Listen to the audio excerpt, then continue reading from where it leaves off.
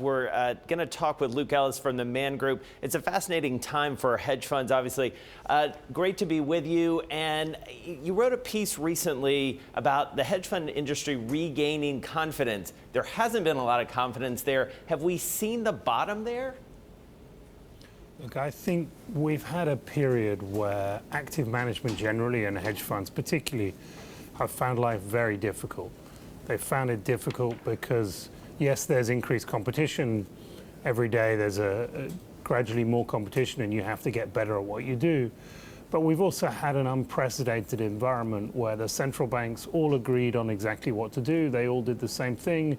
They ran the governments and basically they drove down risk premiums, which is, if what you do is allocate capital, that just makes a difficult environment for anything in active management.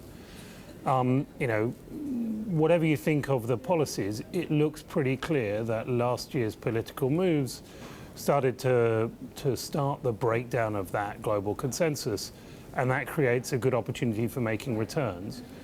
And the hedge fund business, look, you can't justify fees unless you make returns. So as an industry, we have to concentrate on making returns. So let's stick with the returns there for a second. I mean, you've noted that returns have not even matched a pretty vanilla, stocks and bonds portfolio. Where do they go from here? Where do they go in 2017? Are they going up? Well, I hope so. But then I run a load of hedge funds, so of course I hope so. I think it's difficult. It's always difficult to actually predict returns. It's very easy to come on and say, yeah, next year is going to be better. But there is a great descriptor of hedge fund returns. The descriptor is for macro type of strategies. You look at the cross-market correlations. When they're elevated, people don't make money. When they're back at what I would say is historic normal levels, then discretionary or quant macro hedge funds make good money. In the same way, stock funds, stock picking funds, credit picking funds make money when the stock correlations are low, and when stock correlations are elevated, they struggle to make money.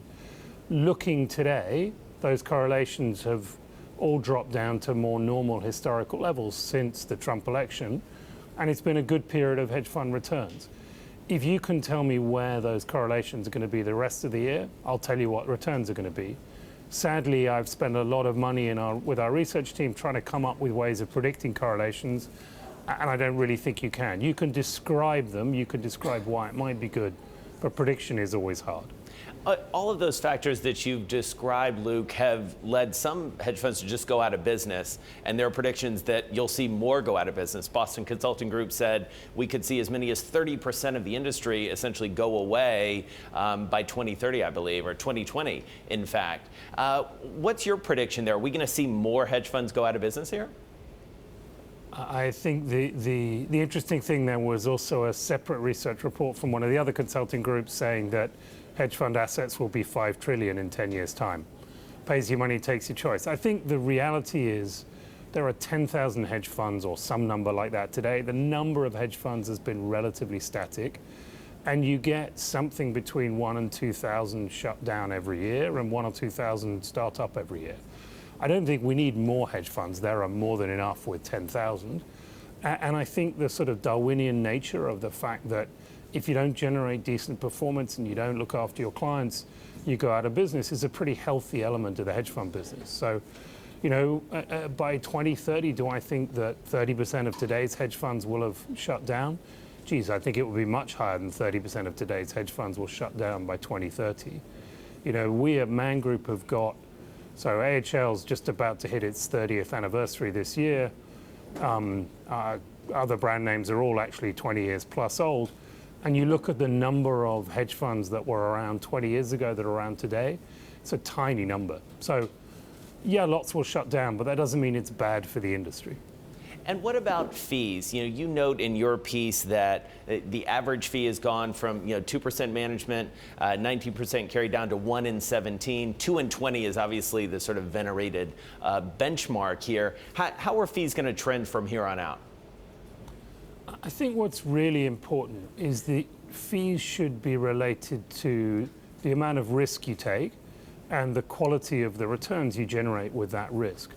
One of the problems is that the 2 in 20 started in a day where a typical hedge fund ran at something between 12 and 15% volatility. Interestingly, the Sharpe ratio on a gross basis of hedge funds in the last 5-6 years is pretty much the same as it was in the 5-6 years of the 2000 before the crisis. The problem is that the average hedge fund has been running at much lower vol and hasn't adjusted its fees for that. The management fixed fee has a much higher weighting depending what the volatility you run.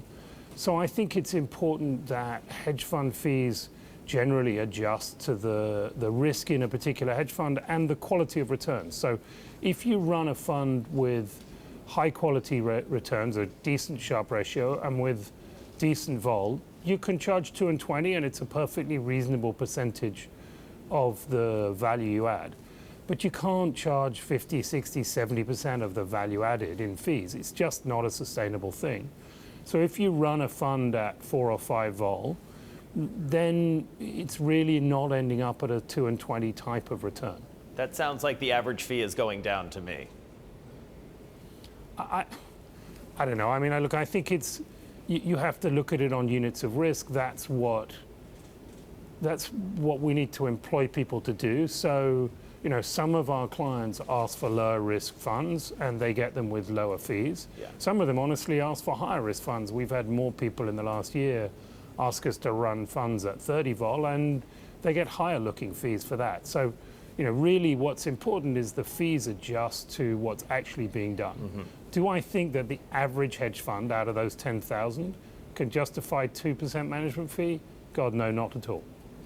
And what about this debate that seems to be ongoing and perennial right now, this notion of active versus passive? So much shift to passive. Are we going back to a more active world soon or ever?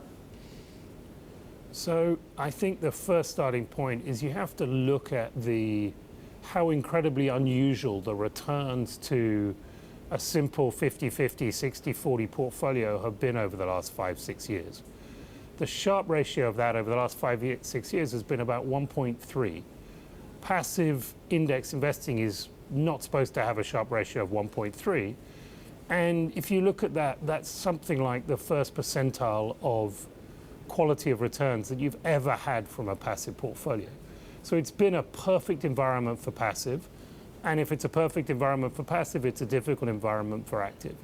To me, what we're seeing with the breakdown in this global consensus, what we're seeing with the changing winds in politics, which are then affecting the central bankers and affecting economic policy, is it's starting to create a differential world. And in a differential world, active will outperform passive on a much more consistent basis.